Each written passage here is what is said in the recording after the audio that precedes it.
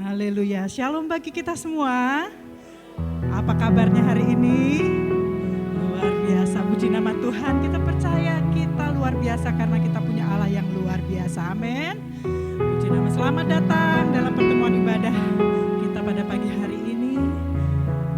Firman Tuhan berkata, marilah kepadaku yang letih, lesu dan berbeban berat, maka aku akan memberikan kelegaan kepadamu. Mari buka hatimu bagi Tuhan. Serahkan segala hidupmu, beban hidupmu kepada Tuhan. Dia Allah yang sanggup memulihkan engkau. Mari kita berdoa. Terima kasih Tuhan, kami bersyukur pada pagi hari ini kembali oleh karena kasih karunia-Mu yang besar kami dipertemukan kembali di rumah Tuhan. Kami yang ada di rumah Tuhan maupun kami yang ada di rumah kami masing-masing. Bila setiap kami rindu bersekutu dengan Engkau. Sebab hanya Engkau sumber kekuatan dalam hidup kami. Biarlah pada pagi hari ini kami boleh bersuka cita. Sebab kami boleh melihat segala kebaikan Tuhan di sepanjang kehidupan kami. Terima kasih Tuhan. Kami rindu Engkau hadir di tengah-tengah kami. Bertahta di atas puji-pujian kami. Kami rindu Engkau berfirman bagi kami. Sebab firman-Mu adalah pelita bagi langkah kehidupan kami. Terima kasih Tuhan.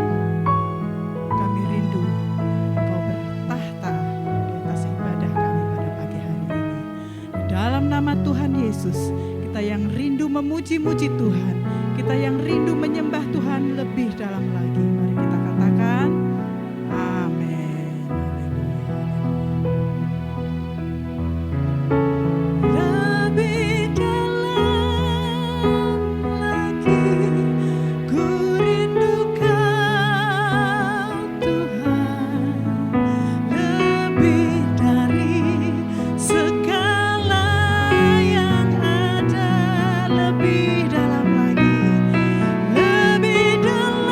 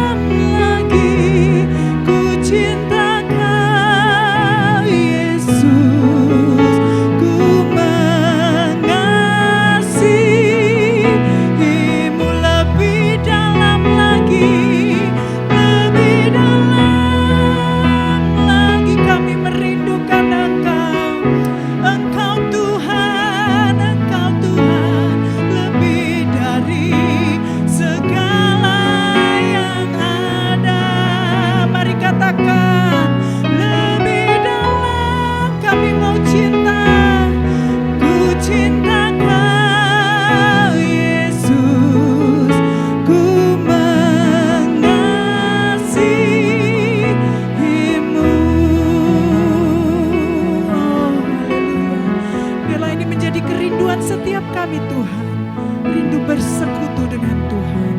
Kami tanggalkan segala beban hidup kami ke dalam tangan-Mu yang kuat. Kau Allah sanggup memulihkan kami. Haleluya. Satu hal yang kurindukan, hanya Engkau Tuhan dalam hidup kami. Satu hal yang kurindukan, ya Tuhan, selalu berada di dekat-Mu, berada di dekat-Mu, dengan segenap hati, dengan segenap jiwa, ku menanti di hadirat-Mu. Hanya satu ini yang kami rindukan, satu hal yang ku rindukan, ya Tuhan, selalu berada di dekat-Mu, dengan segenap hati, dengan segenap hati, dengan segenap jiwa, ku menanti di hadirat-Mu. Lebih dalam lagi ku rindu Kau Tuhan, lebih dari segala yang ada. Lebih dalam lagi ku cinta Kau Yesus, Kau Yesus, ku mengasihi-Mu. Lebih dalam lagi ku rindu Kau Tuhan, lebih dari segala yang ada. Lebih dalam lagi ku cinta Kau Yesus, ku mengasihi-Mu, ku mengasihi-Mu, ku mengasihi-Mu. Kami mau mengasihi-Mu Tuhan, ku mengasihi-Mu.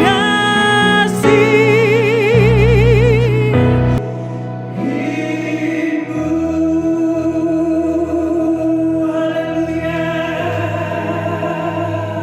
Lebih dalam lagi Tuhan, lebih dalam hadirat-Mu. Kami rindu Engkau dalam hidup kami. Penuhi kami dengan kuasa Roh Kudus. Biarlah Allah Roh Kudus memenuhi tempat ini. Biarlah Roh Kudus memenuhi setiap kami yang berada di rumah kami masing-masing. Hadirat-Mu turun memenuhi kami. Kuasa-Mu Tuhan kami perlu dalam hidup kami. Kasih-Mu Tuhan kami percaya mengalir dalam hidup kami. Terima kasih Tuhan. Haleluya. Lebih dalam lagi, lebih dalam lagi. Kami mau mengasihi-Mu Yesus. Dengan apa kami balas segala kebaikan-Mu Tuhan. Biarlah mulut kami memuji-muji Engkau yang bersumber dari hati yang mengasihi Engkau. Terima kasih Tuhan. Haleluya. Haleluya. Segala pujian bagi-Mu, segala hormat hanya bagi-Mu, kuasa dan kemuliaan hanya bagi-Mu Tuhan. Haleluya. Biarlah setiap kami memuji-muji Engkau saja ya Tuhan. Engkau yang layak ditinggikan dalam kehidupan kami. Engkau saja yang layak disembah di tempat ini. Engkau saja Allah yang layak bertahta di atas puji-pujian kami. Kami menyembah-Mu Tuhan.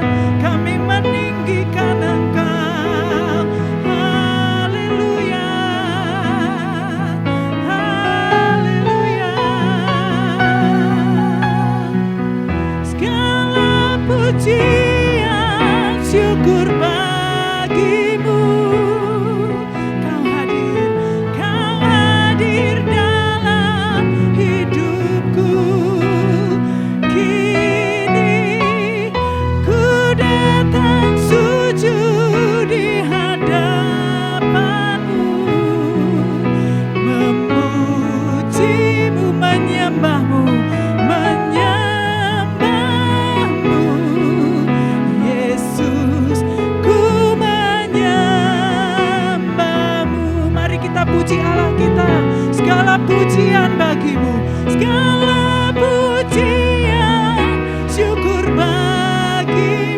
kami percaya Kau hadir.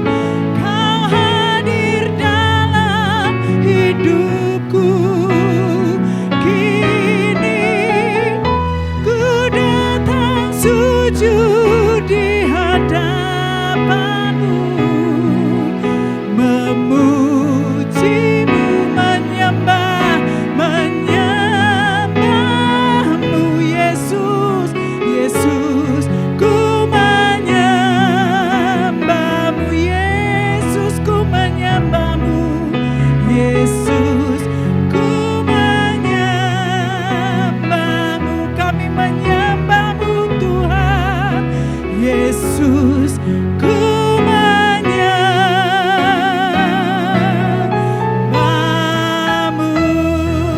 Haleluya, kami menyembah-Mu Tuhan, kami meninggikan Engkau. Haleluya, haleluya. Engkau saja Tuhan dan Allah kami yang layak kami sembah. Engkau segalanya dalam hidup kami ya Tuhan. Sebab itu jiwa kami sungguh haus dan lapar akan Engkau. Oleh sebab itu pada pagi hari ini biarlah Tuhan Kau berfirman di tengah-tengah kami, menyatakan kebaikan-Mu, menyatakan didikan-Mu, menyatakan nasihat-Mu bagi kami melangkah mengikut Engkau. Haleluya. Mari kita siapkan hati kita mendengarkan firman Tuhan. Kita katakan, jiwaku merindukan. Oh, ini kami anak-anak Tuhan. Kami siapkan hati kami. Jiwaku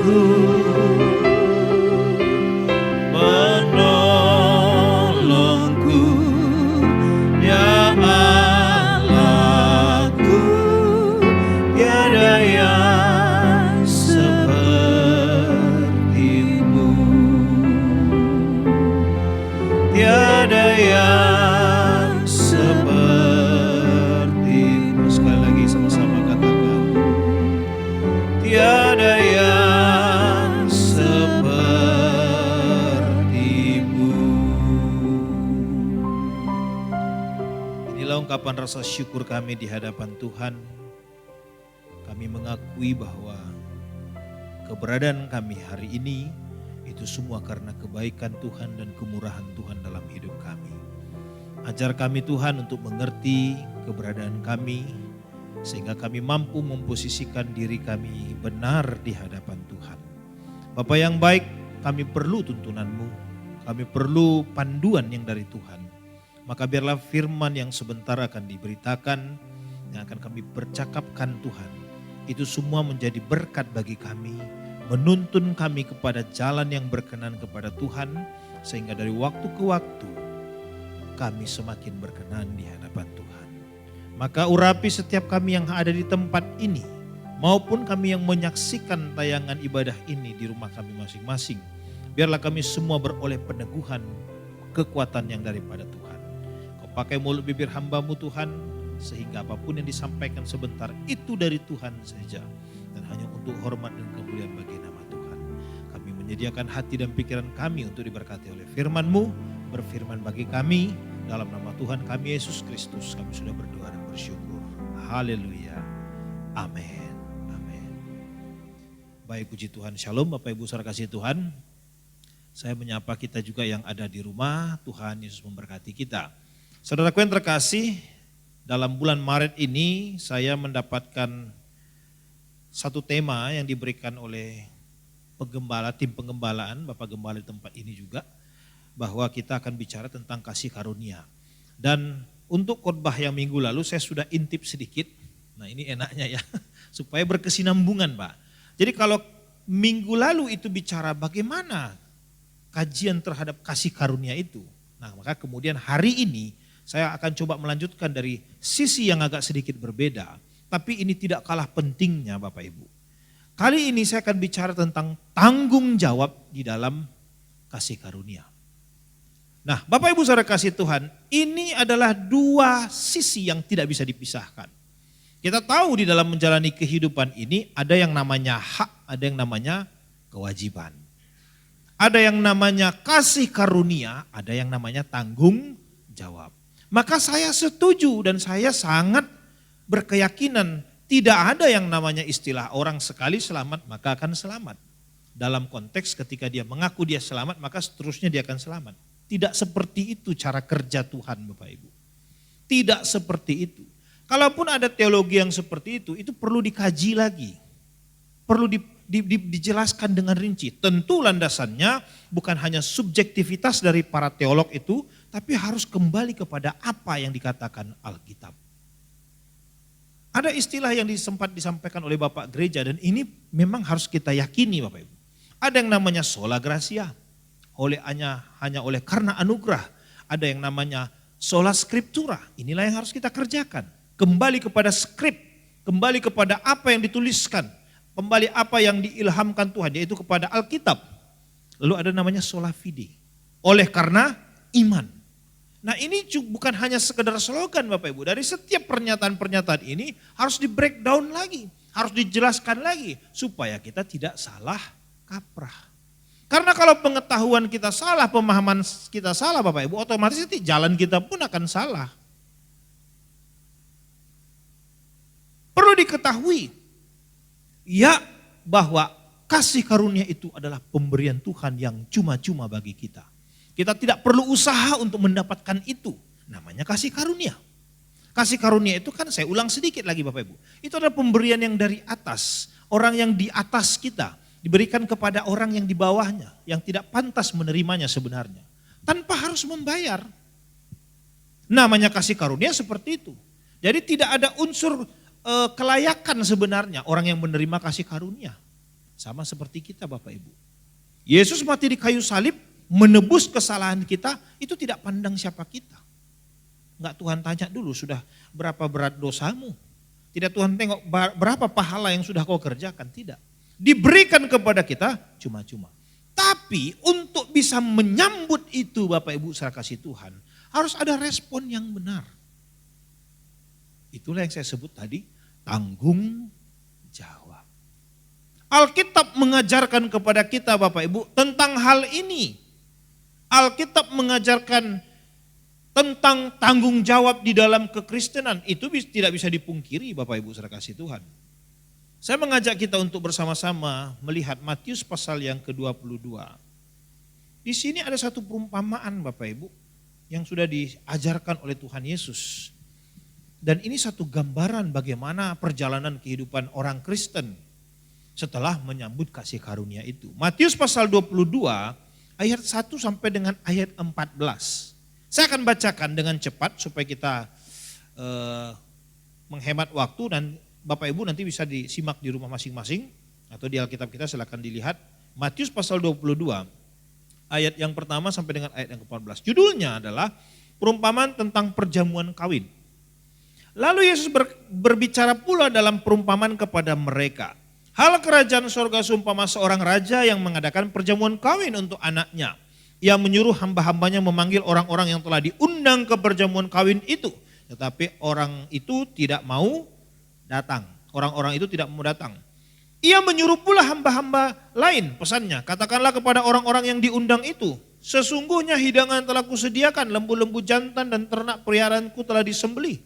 Semuanya telah tersedia, datanglah ke perjamuan kawin ini. Tetapi orang-orang yang diundang itu tidak mengindahkannya. Ada yang pergi ke ladangnya, ada yang pergi mengurus usahanya, dan yang lain menangkap hamba-hambanya itu, menyiksanya dan membunuhnya. Maka murkalah raja itu, lalu menyuruh pasukannya ke sana untuk membinasakan pembunuh-pembunuh itu dan membakar kota mereka. Sesudah itu ia berkata kepada hamba-hambanya, perjamuan kawin telah tersedia, tetapi orang-orang yang diundang tadi tidak layak untuk itu, sebab itu pergilah ke persimpangan-persimpangan jalan dan undanglah setiap orang yang kamu jumpai di sana ke perjamuan kawin itu. Maka pergilah hamba-hamba itu dan mereka mengumpulkan semua orang yang dijumpainya di jalan-jalan. Orang-orang jahat dan orang-orang baik. Perhatikan Bapak Ibu, orang-orang jahat dan orang-orang baik. Sehingga penuhlah ruangan perjamuan kawin itu dengan tamu. Ketika raja itu masuk untuk bertemu dengan tamu-tamu itu, ia melihat seorang yang tidak berpakaian pesta. Ia berkata kepadanya, hai saudaraku, bagaimana engkau masuk ke mari dengan tidak mengenakan pakaian pesta? Tetapi orang itu diam saja. Lalu kata raja itu kepada hamba-hambanya, ikatlah kaki dan tangannya dan campakkanlah orang itu ke dalam kegelapan yang paling gelap. Di sanalah akan terdapat ratap dan kertak gigi. Sebab banyak yang dipanggil tetapi sedikit yang dipilih. Dari cerita ini saya sudah nampak unsur Bapak Ibu bahwa ada tanggung jawab. Ada kasih karunia, ada tanggung jawab. Perumpamaan ini sebenarnya menggambarkan perjalanan keselamatan yang ditawarkan Tuhan Bapak Ibu. Jangan lupa pertama-tama itu tawaran keselamatan datang kepada satu umat yang kita sebut sebagai umat Israel. Tapi apa yang terjadi? Penolakan kan? Dan apa yang disampaikan ini terjadi Bapak Ibu. Orang-orang Israel, orang-orang Yahudi yang menolak Tuhan Yesus akhirnya apa? Tercerai-berai. Bait suci dihancurkan Bapak Ibu. Lalu kemudian apa? Undangan itu datang kepada orang-orang yang bukan bangsa pilihan. Pada peristiwa Pentakosta lihat, Roh Kudus tercurah kepada semua orang. Memang pada waktu itu orang-orang Yahudi pertama kali mendapatkan. Tapi kemudian muncul Cornelius. Sampailah pada akhirnya di Sumatera Utara. Artinya Bapak Ibu undangan itu sudah diberikan kepada kita semua. Nah tapi jangan berglori dulu di sini. Jangan langsung berbangga hati. Bersukacita dengan landasan yang kurang jelas. Maka kadang-kadang saya melihat ada orang-orang kita ya, orang-orang Kristen itu terutama. Di berglorinya itu tidak jelas Bapak Ibu. Boleh kita bersukacita, boleh kita berbangga, kita boleh mengaku, aku anak Allah, tapi harus ada dasarnya. Landasannya apa? Jangan pengakuan kita tidak berlandaskan apa-apa. Bisa salah Bapak Ibu. Anda ngakunya anak Allah, ngakunya anak Tuhan, tapi faktanya Anda masih anak Medan. Senggol bacok. Kan gitu Bapak Ibu. Di Medan itu kan gitu caranya. Ini saya bukan mau menjelekkan kota tertentu atau daerah tertentu atau etnis tertentu. Tidak, memang sudah seperti itu kan. Bahkan ada lagunya. Anak Medan, anak Medan. Bahkan jual nama anak Medan pun di daerah lain laku Bapak Ibu. Sempat kita dicopet, Anak Medan dua, langsung takut copetnya. Bahala kita dok, kira-kira gitu. Bisa Bapak Ibu, tapi tidak boleh seperti itu. Pengakuan kita harus berlandaskan dengan fakta. Maka pengakuan sebagai anak Allah harus landasannya adalah betul enggak kita ini keberadaannya sebagai anak Allah. Bagaimana Bapak, begitu juga anak. Bagaimana sifat Bapak, begitu juga harusnya anak. Nah kita ngaku lagi pengikut Kristus, hamba Tuhan Yesus. Harus ada kemiripan kita dengan Kristus. Jangan cuma slogan Bapak Ibu. Jangan menyatakan aku Kristen, pengikut Kristus. Tapi ketika kau ditampar pipi kanan, kau kasih kaki kiri. Alkitab mengajarkan, Tuhan Yesus mengajarkan dan sampai hari ini belum berubah Bapak Ibu. Belum berubah, belum direvisi. Tampar pipi kanan, kasih pipi kiri. Ngeri. Berat jadi orang Kristen Bapak Ibu. Berat sesungguhnya menerima kasih karunia ini. Nah perhatikan, disinilah Bapak Ibu kenapa Rasul Paulus mengajarkan kepada kita. Dalam kitab Filipi dia katakan, kerjakanlah keselamatanmu dengan takut dan gentar. Kenapa takut dan gentar? Apa pula maksudnya ini? Bukankah kalau kita menerima karunia keselamatan harusnya kita bergirang? Iya di satu sisi. Tapi jangan lupa karena ada tanggung jawab yang dituntut di situ. Makanya Rasul Paulus mengatakan, kerjakan keselamatanmu dengan takut dan gentar. Takut kenapa? Karena sewaktu-waktu Bapak Ibu kita bisa gagal. Gentar kenapa? Bisa-bisa di penghujung kehidupan kita tidak diterima Tuhan. Loh ini kan yang disampaikan Matius 22 kan seperti ini Bapak. Setelah kemudian tamu diundang dari berbagai pihak. Bahkan dikatakan tadi kan kita baca ya. Di dalam ayat yang ke-8 tadi. Itu dipanggil orang-orang yang sebenarnya tidak layak. Lalu kemudian di ayat yang ke-9 dijelaskan. Ada orang-orang jahat dan ada orang-orang baik diundang. Tapi setelah di dalam pesta tidak bisa tidak Bapak Ibu. Harus ada screening di situ, harus ada penyesuaian di situ. Apa penyesuaian itu? Dalam perumpamaan ini disampaikan harus berpakaian pesta. Kalau Alkitab bicara pakaian Bapak Ibu, itu lebih banyak bicara tentang bagaimana keberadaan kita, karakter kita. Di kitab Wahyu nanti dijelaskan orang berpakaian putih, diberikan jubah putih. Maksudnya apa? Karakter, kehidupan. Maka ketika kita sudah diundang oleh Tuhan, itu kasih karunia Bapak Ibu. Itu kasih karunia. Tapi kemudian setelah kita ada di dalam pesta itu, mari kita menyesuaikan kondisi kita. Kita tanggalkan pakaian kita yang tidak layak, kita pakai pakaian pesta. Perlu takut dan gentar, kenapa? Karena ketika Tuhan itu datang ke pesta itu, melihat-lihat dan ditemukan ada orang tidak berpakaian pesta. Perhatikan Bapak Ibu ayat yang ke-11 tadi. Ketika raja itu masuk untuk bertemu dengan tamu-tamu itu, ia melihat seorang yang tidak berpakaian pesta. Ia berkata kepadanya, hai saudara, bagaimana engkau masuk kemari dengan tidak mengenakan pakaian pesta? Perhatikan, tetapi orang itu diam saja. Kenapa dia diam? Dia tahu dia salah. Kan biasa gitu Bapak ya. Kalau orang udah salah kan dia diam. Tapi yang kurang ajar akan jawab. Ada orang kayak gitu. Ditegur salah, bikin alasan. Udah jelas salah ya, dibikin alasan menyalahkan orang lain. Itu orang kurang ajar Bapak Ibu. Ya itu sudah dikerjakan oleh nenek moyang kita terlebih dahulu sih. Minggu lalu sudah disampaikan Pak Bahtiar. Ketika Adam bersalah memakan buah yang dilarang. Ditanya Tuhan kenapa kau makan? Istriku yang kau kasih. Si Hawa. Oh perempuan tetap dari dulu Bapak Ibu tidak pernah salah. Apa kata si perempuan si Hawa? Oh enggak, si ular. Tapi saya setuju, kata Pak Bahtiar, tetap saja gimana dalih hukuman jatuh.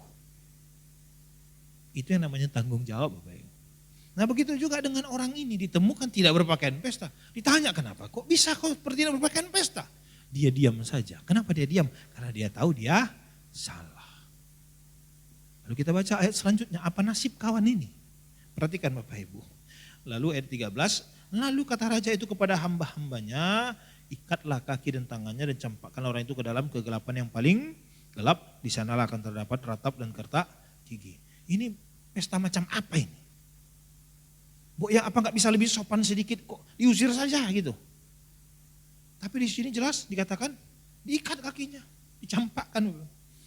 Makanya ini sebenarnya bukan hanya pesta Bapak Ibu. Ini gambaran tentang bagaimana panggilan keselamatan yang ditawarkan oleh Tuhan. Ketika ada orang yang tidak menghargainya, Tuhan bisa murka. Jangan lupa Bapak Ibu, ya Allah kita maha kasih, maha penyayang. Tapi jangan lupa, dia juga adalah Allah yang maha adil. Boleh kita bangun bait suci Bapak Ibu, boleh kita bangun rumah Tuhan. Tapi kalau Tuhan tidak berkenan, dihancurkan berkeping-keping. Bukan Tuhan langsung memang, tapi diizinkan Tuhan. Sejarah mencatat seperti itu. Lihat bait suci yang dibangun oleh umat Israel. Yang pertama kali dibangun oleh Salomo. Habis, dibangun lagi berikutnya. Tahun 70 Masehi, habis lagi. Itu di Turki sekarang itu ada namanya Hagia Sophia. Gereja terbesar. Sekarang jadi apa? Jadi Bapak Ibu bukan itu mau Tuhan. Bait suci yang sebenarnya itu adalah pribadi kita masing-masing. Amin. Amin Bapak Ibu. Tidak salah membangun gedung Bapak Ibu. Tapi jangan lupa esensi. Gedung itu fasilitas. Ya. Organisasi itu fasilitas. Tapi yang paling penting orang di dalamnya. Kalau Tuhan tidak berkenan Bapak Ibu, disapu habis. Nah saya mau ingatkan ini Bapak Ibu. Allah kita maha adil, maha baik, maha kasih, tapi jangan lupa dia maha adil.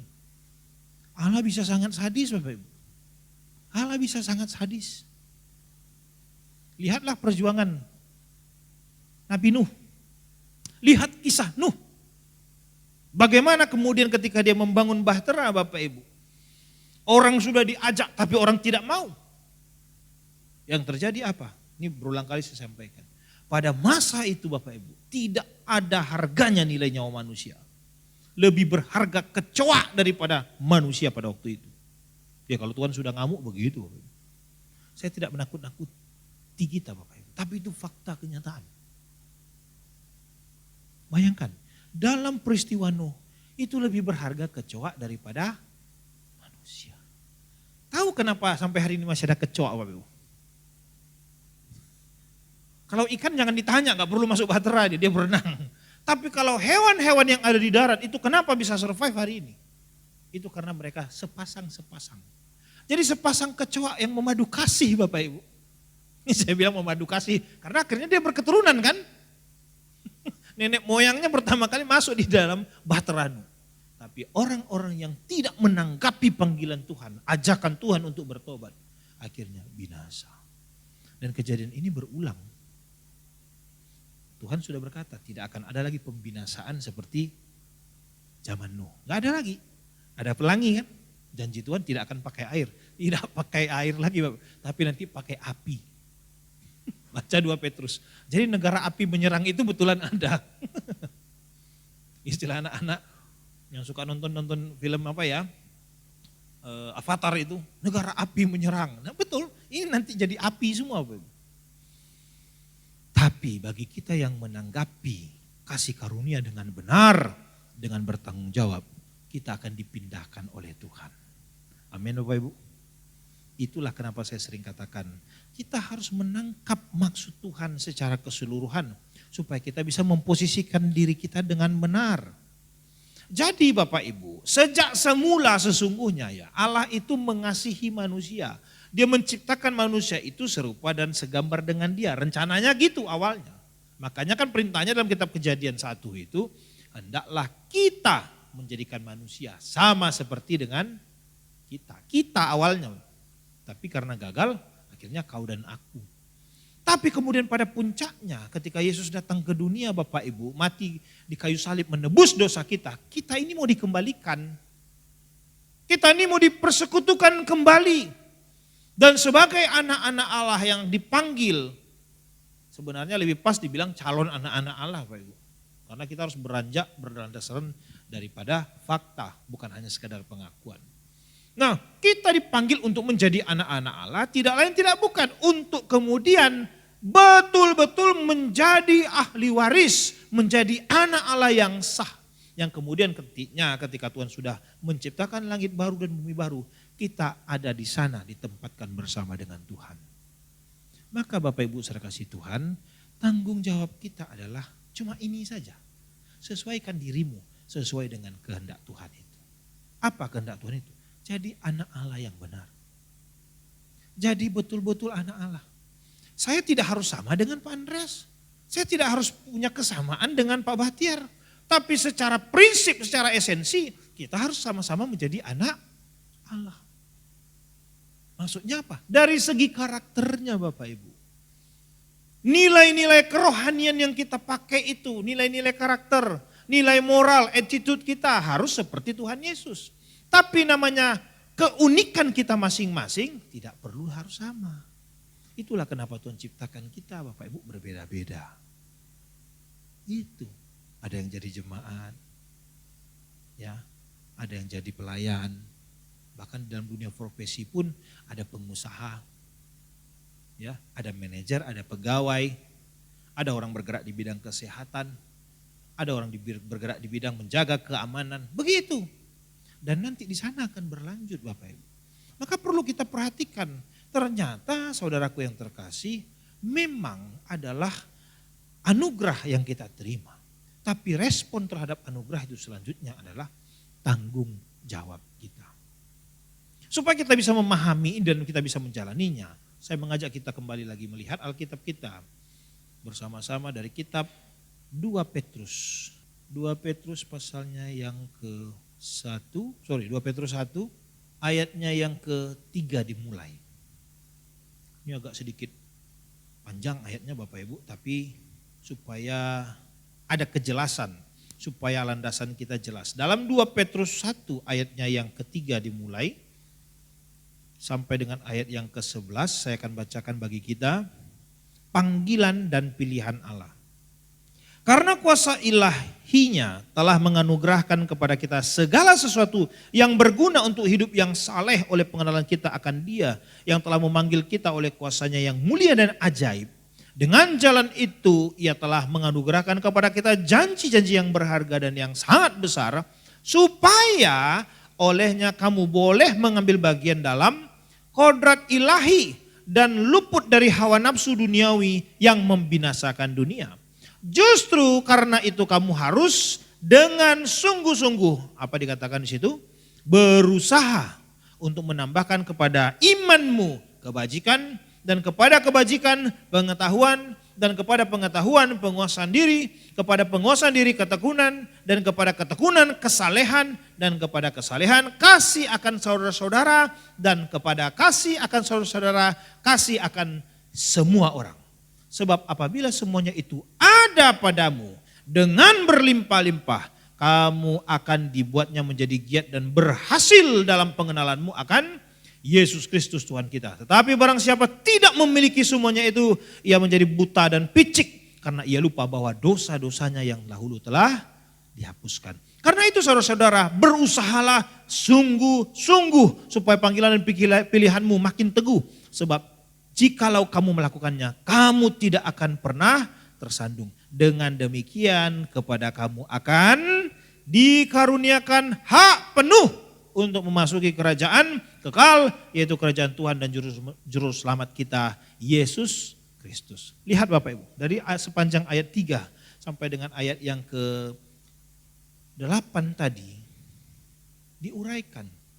Ada skill yang terus meningkat. Ada progresivitas karakter ilahi yang harus ada di dalam kehidupan kita. Maka ini kemudian mematahkan teori yang sering kita dengar sebagai hyper grace itu Bapak Ibu. Bahwa kasih karunia itu diberikan kepada kita sekalipun kita berbuat dosa diampuni terus. Benar, kita akan diampuni. Tapi jangan lupa untuk memasuki kerajaan itu kau tidak bisa sembarangan. Beberapa waktu yang lalu Bapak Ibu, kalau Bapak Ibu menyimak ada satu kisah viral. Ada anak-anak pakai motor gede lewat di samping istana, ditendang Bapak Ibu. Ditendang sama pas pampres sambil mencabut pistol. Viral. Orang gak ngerti Bapak Ibu langsung membela. Ini aparat ini sesuka hatinya saja. Ya, arogan. Bahkan ada yang memvideokan, gue bikin viral kamu, gue bikin viral. Usut punya usut Bapak Ibu, itu ring 1. Istana itu ring 1, siapa yang mendekati tanpa izin, sah ditembak. Prosedurnya Bapak Ibu, mereka itu bisa ditembak. Tapi ketika ditonjang, disepak begitu, ya syukurlah. Paham maksudnya Bapak Ibu? Untuk ring 1, RI 1 saja Bapak Ibu. Itu enggak sembarangan. Tidak bisa Anda masuk kalau tidak ada invitation, tidak ada undangan enggak bisa. Dan ketika ada undangan pun ada prosedur, ada protokol yang harus dipenuhi. Ini baru kerajaan di sini, baru pemerintah di sini Bapak Ibu. Apalagi di kerajaan surga. Kok bisa kita tenang-tenang saja? Di gereja masih ribut, masih matre, matanya masih mata keranjang itu. Ini kebetulan banyak bapak-bapak di sini ya. Jangan kita lagi seperti itu lagi bapak-bapak ya. Ini ngomong ke saya juga ini. Kita sih masih bisa bedakan mana yang nilai 8 sama nilai 6 ya. Masih bisa kita bedakan. Tapi anak Allah, kodrat ilahi gak begitu lagi. Makanya saya lihat ada misalnya kita dalam organisasi gereja ya misalnya ya. Kok masih ngeributin ya siapa yang jadi pemimpin. Masih ngeributin apa yang bisa aku dapatkan. Loh kan kita pelayan. Tuhan Yesus mengajarkan lebih berbahagia memberi daripada menerima. Nah Bapak Ibu saudara kasih Tuhan ini perlu kita pertimbangkan. Kenapa? Karena ini berkaitan dengan keselamatan kita kekal nanti. Ingat ya sekali lagi. Di dalam ayat yang ke-11 tadi dikatakan. Dengan demikian kepada kamu akan dikaruniakan hak penuh untuk memasuki kerajaan kekal. Hak kita akan kita dapatkan kalau kita sudah memenuhi kriteria yang sudah disebutkan tadi. Kenapa bisa seperti itu? Mungkin kita pernah berpikir begini Bapak Ibu. Tuhan kenapa sih harus repot-repot ya kita harus memiliki inilah pengetahuan lah, penguasaan diri lah, ketekunan lah, kesalehan. Kenapa enggak langsung saja jadikan kami anak Allah yang saleh?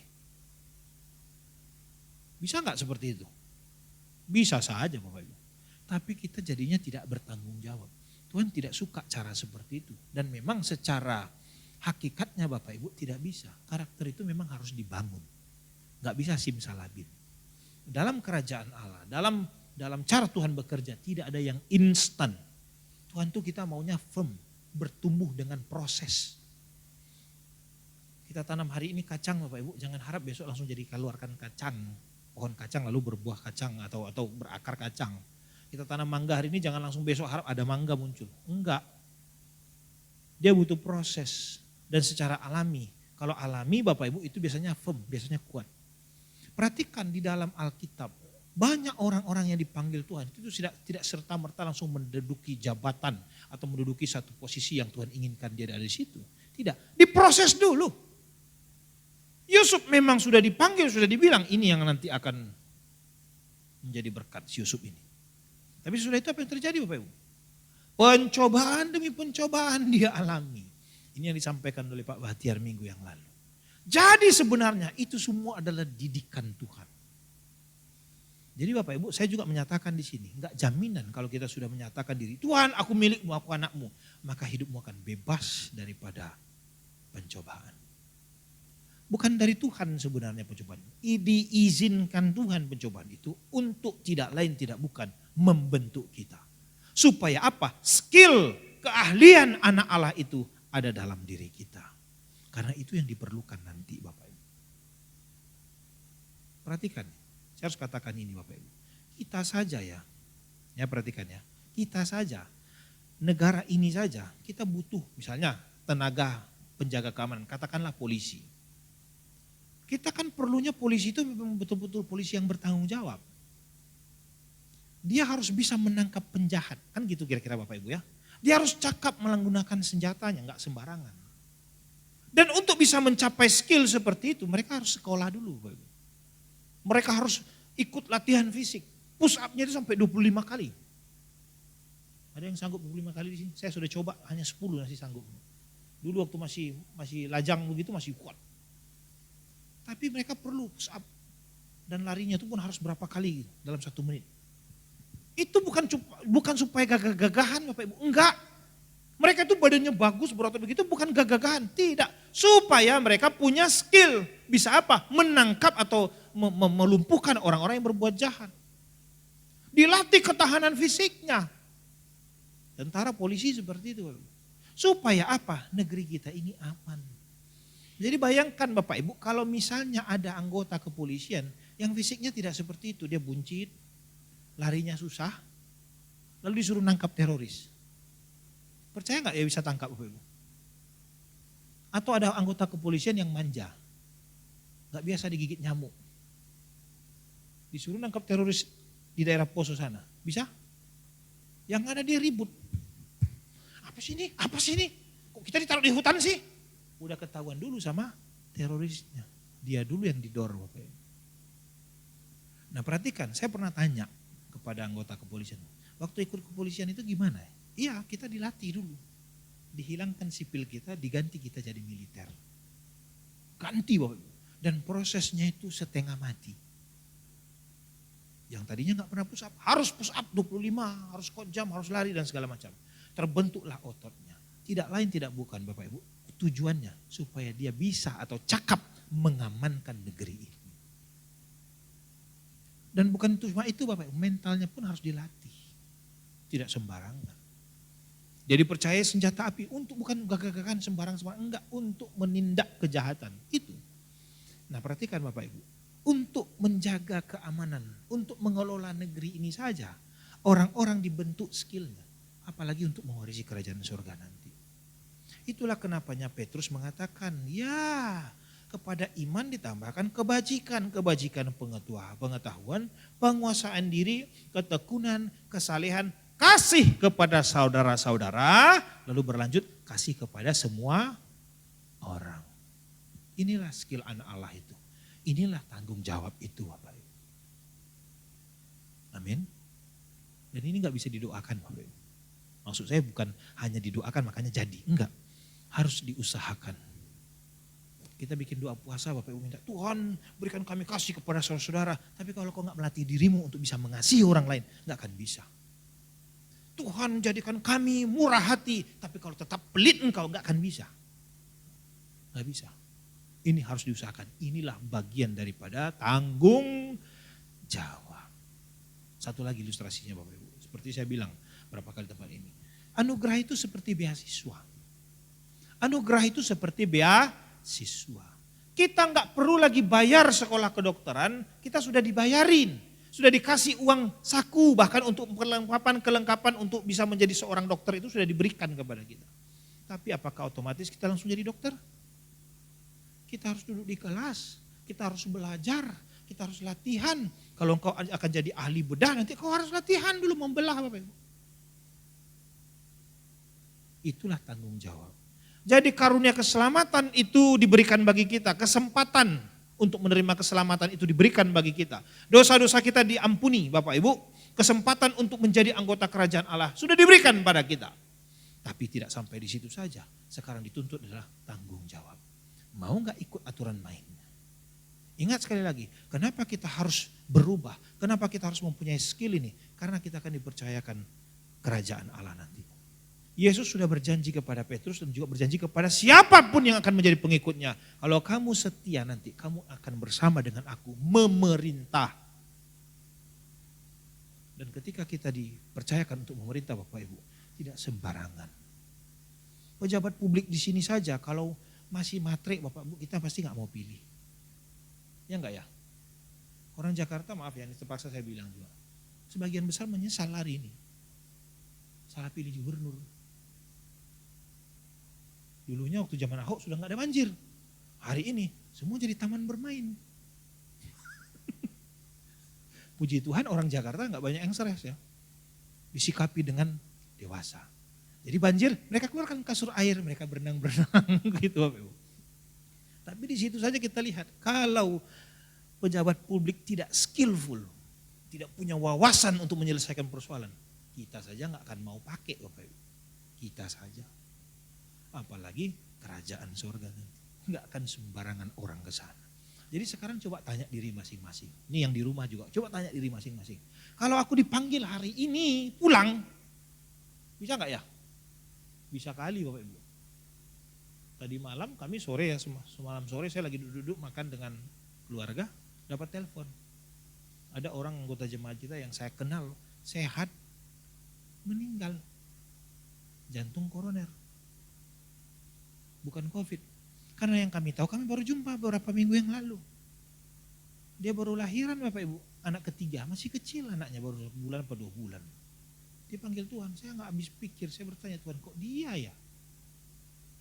Ya kita gak bisa Bapak Ibu, namanya keputusan Tuhan mengizinkan yang terjadi begitu.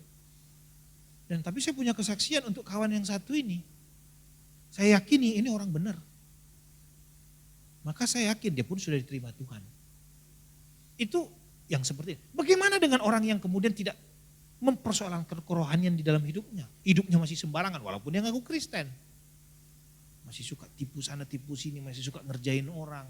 Otaknya masih kotor. Lalu tiba-tiba dipanggil Tuhan. Bisa diterima? Ada yang salah kalau malaikat mengizinkan dia masuk nanti ke sana. Maka itu Bapak Ibu saudara kasih Tuhan, yuk kita perhatikan ini. Tanya diri kita masing-masing. Aku ini udah pantas belum ya? Nah kalau kemudian kita menemukan diri kita, kayaknya belum. Ini kesempatannya. Pergunakan waktu yang masih ada. Amin Bapak Ibu. Inilah yang menjadi bagian kita. Tanggung jawab. Sekali lagi, ini gak bisa didoakan. Tidak bisa didoakan. Yang pernah minta-minta sama Pak Pendeta, tolong doakan kami. Kenapa? Supaya kami sabar. Oh gak bisa itu. Kau ganti pun namamu menjadi sabar. Seperti kawan kita Pak Sabar Mani. Kalau kau gak berusaha jadi sabar, gak akan sabar kau. Betul Bapak Ibu? Amin. Bapak Ibu, ini yang menjadi kerinduan kita. Yuk kita berusaha lebih keras lagi. Kalau kita menemukan memang ternyata diri kita belum benar-benar menyukakan hati Tuhan. Belum sesuai dengan standar Tuhan. Seperti ini aja, nanti lihat saja nih ya, 2 Petrus pasal 1 ayat 3 sampai dengan ayat yang ke-8 ini. Aku ini sudah punya kebajikan belum? Sudah punya pengetahuan yang benar belum? Sudah menguasai diri belum? Sudah tekun belum? Sudah punya kesalehan belum? Sudah bisa mengasihi saudara-saudaraku seiman belum? Karena sudah mengasihi saudara seiman, baru kemudian kita bisa mengasihi orang lain. Semua orang. Kalau itu belum ada Bapak Ibu, mari kita berusaha lebih lagi. Karena ini adalah tanggung jawab kita masing-masing. Ingat sekali lagi, 2 sisi yang tidak bisa dipisahkan. Ada hak, ada kewajiban. Begitu juga kasih karunia, ada tanggung jawab. Kalau kita kerjakan ini, barulah sah. Ayat yang ke-11 tadi, dengan demikian baru kita punya hak penuh untuk memasuki kerajaan Tuhan itu. Ini bukan perkataan hambanya ini, bukan perkataan pendeta, tapi yang dituliskan dalam Alkitab yang memang ilham dari Roh Kudus. Katakanlah ini perkataan Tuhan sendiri, maka kerjakanlah ini. Selamat berjuang bagi kita, Tuhan Yesus memberkati kita. Amin. Mari kita tundukkan kepala kita berdoa. Bapak Surgawi, terima kasih buat kesempatan yang indah. Pada kesempatan ini kami sudah diingatkan bahwa ternyata kasih karunia itu mengandung sisi yang lain, yaitu tanggung jawab. Memang dosa kami telah diampuni ketika Tuhan mati di kayu salib, maka kesalahan kami, pelanggaran kami dilupakan oleh Tuhan. Namun kami diingatkan kembali karena ternyata ada yang menjadi bagian kami, ada yang menjadi tanggung jawab kami, di mana kami harus betul-betul Tuhan mengganti pola pikir kami, mengganti karakter kami, yang tadinya kami adalah anak-anak duniawi, tapi kami sekarang harus menjadi calon anak-anak Allah, dan pada akhirnya nanti sungguh kami berkeberadaan sebagai anak-anak Allah. Kerohanian bukan hanya sampai di wacana Tuhan, kebenaran itu bukan sampai hanya di wacana, tapi sungguh kami terapkan itu di dalam kehidupan kami sehari-hari. Firman-Mu sudah mengingatkan kami bahwa harus ada skill kerohanian yang kami capai dalam kehidupan kami. Barulah kami bisa berhak Tuhan masuk dalam kerajaan-Mu. Ajar kami menyadari satu hal Tuhan, bahwa Tuhan kerinduannya adalah mengajak kami untuk memerintah bersama dengan Tuhan di kerajaan-Mu nanti. Maka tolong kami Bapa untuk memposisikan diri kami dengan benar. Kami yakin Tuhan, kami tahu ini tidak gampang. Tapi Tuhan sudah berjanji, tiada yang mustahil bagi Tuhan termasuk dalam hal ini. Maka tolonglah Allah Roh Kudus menguatkan, meneguhkan kami. Dan firman yang kami dengar Tuhan, tetap ini menguatkan kami, mengarahkan kami kepada jalan-jalan yang benar. Dan hamba berdoa khusus untuk gereja di tempat ini, untuk hamba-hamba Tuhan yang telah Tuhan percayakan di tempat ini Tuhan. Pakai hamba-hambamu ini Tuhan untuk mengarahkan jemaat supaya menjadi jemaat yang sungguh-sungguh berkenan di mata Tuhan. Sehingga pada akhirnya semua kami yang ada di dalam gereja ini, yang ada di rumah yang mendengarkannya Tuhan, berakhir nanti di kerajaan sorga. Terima kasih Bapa yang baik, terima kasih Tuhan. Ini doa dan permohonan kami. Hanya di dalam nama Tuhan kami Yesus Kristus kami sudah berdoa dan bersyukur. Haleluya. Amin. Ya, puji nama Tuhan. Kita sudah mendengarkan firman Tuhan yang begitu luar biasa. Semuanya diberkati oleh Tuhan. Haleluya. Saat ini kita akan mengumpulkan persembahan. Saya mengundang hambanya untuk mengambil persembahan. Mari kita satukan hati. Tuhan, kami bersyukur, kami berterima kasih buat segala kasih karunia Tuhan yang begitu luar biasa di dalam hidup kami. Saat ini Tuhan, kami akan mengumpulkan sebagian dari mana Tuhan sudah memberkati kami. Dan kiranya Tuhan setiap tangan-tangannya memberi, kiranya Tuhan memberkatinya dengan 60 sampai 100 kali lipat ganda. Terpujilah termulialah nama Tuhan Yesus Kristus. Haleluya. Amin. Kita akan doa syafaat. Tuhan, kami sangat bersyukur atas kasih karunia Tuhan mengikuti setiap umat-Mu. Tuhan, terima kasih ketika Engkau memberikan kasih karunia Tuhan dalam hidup kami. Bila itu boleh menjadi tanggung jawab kami Tuhan. Berkatilah hamba-Mu ya Tuhan. Pakailah hamba-Mu ini Tuhan. Kasih karunia-Mu terus mengikutinya. Dan Tuhan singkapkan firman-Mu yang lebih lagi dan lebih lagi. Pakai hamba-Mu Tuhan dimanapun dia berada. Diberkatilah keluarganya, diberkatilah pelayanannya. Dimanapun hamba-Mu ini berada. Jadikanlah dia saluran berkat Tuhan. Pakai Tuhan. Dalam nama Tuhan Yesus. Tuhan, kami berdoa. Di mana Tuhan Indonesia sebentar lagi akan selesai mengakhiri semua vaksin COVID Corona. Tuhan, itu bukan suatu kebetulan, tetapi oleh karena kasih karunia Tuhan, sehingga kami semuanya divaksin oleh Tuhan, kami boleh memiliki kekebalan tubuh yang sehat. Jauhkan kami dari segala COVID apapun itu Tuhan.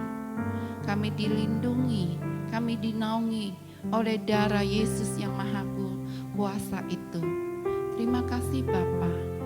Rancangan-Mu sungguh indah. Rancangan Tuhan adalah rancangan damai sejahtera, bukan rancangan kecelakaan. Tuhan, kami sangat percaya 2021 tahun ini adalah suatu kasih karunia Tuhan yang menyertai setiap umat Tuhan.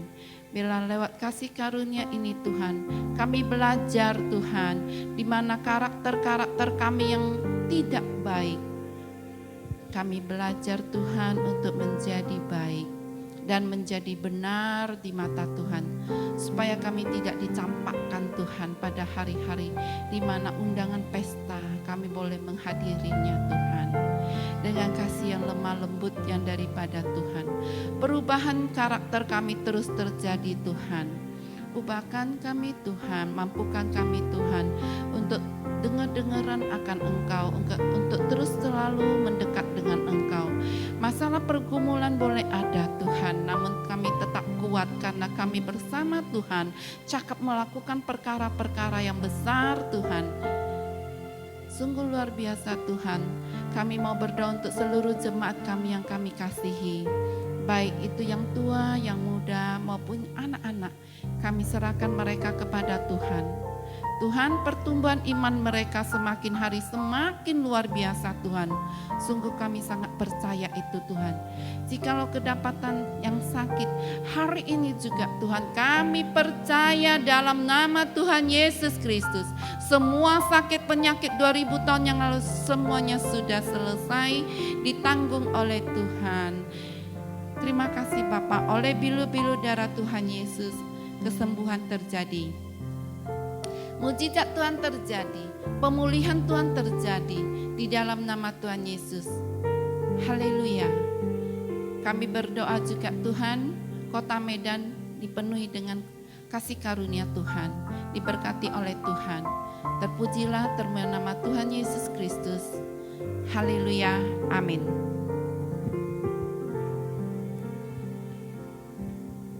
Shalom Bapak Ibu. Terima kasih kepada Bapak Pendeta Merlin sudah menyampaikan seri kedua daripada tentang kasih karunia tema besar bulan ini. Semoga kita menjadi orang yang bertanggung jawab. Amin. Diberkati hambanya dimanapun pelayanan. Saya tambahkan sedikit, masih ada waktu. Cross culture dulu kita ya, karena saya orang Simalungun. Kita di sini kebanyakan orang Tionghoa, jadi coba saya share sedikit. Kami mempunyai tradisi yang tua dan kami juga masih melakukan. Kalau mengundang orang pada pesta pernikahan, seperti tadi konteks tadi pernikahan, itu undangan itu disertai dengan batu demban namanya. Di dalam undangan itu dulu dikasih daun sirih, kapurnya, tapi juga sejumlah uang.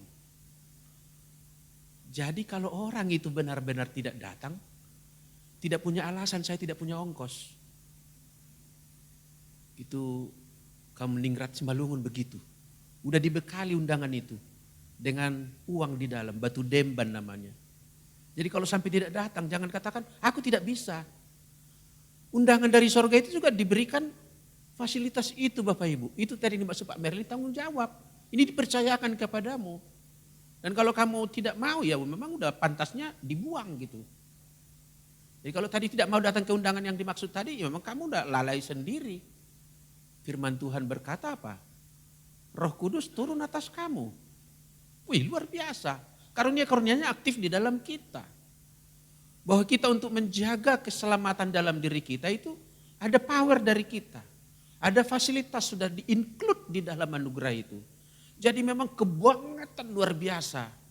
Kalau sampai-sampai orang yang sudah diundang ini tiba di rumah pesta, belum juga berpakaian pesta, ini fatal ini. Ibarat tadi udah dapat terima batu demban, enggak datang dengan pakaian ulosnya gitu. Nah ini kan sudah ada di undangan itu. Pun sudah diundang, kalau tidak berpakaian pesta, tidak mempunyai karakter Kristus, juga disuruh keluar.